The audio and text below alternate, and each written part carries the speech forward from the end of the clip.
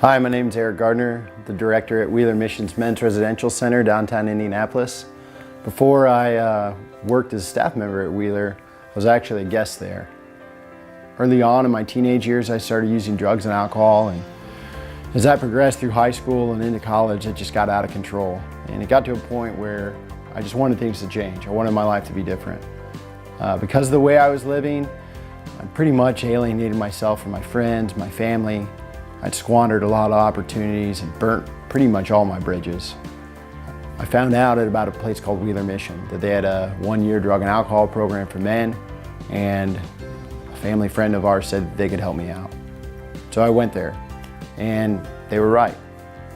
They gave me solutions to the problems that were facing my life. They pointed me to the truth about my world and my reality. They told me that Jesus Christ had died for my sins, and that His death gave me power to break the addictions and the sins that were ruling my life. When I got to Wheeler Mission, someone told me, or quoted me, Romans 5:8 says that God demonstrates His own love for us in this: while we were yet sinners, Christ died for us. And this verse changed my life. The reality that Christ would die for me when I was living the way that I was living was so profound that I never turned back. I've been sober for 8 years. I now serve the homeless and the addicted at Wheeler Mission, comforting them with the same comfort and the same truth that was presented to me, the gospel of Jesus Christ, the good news.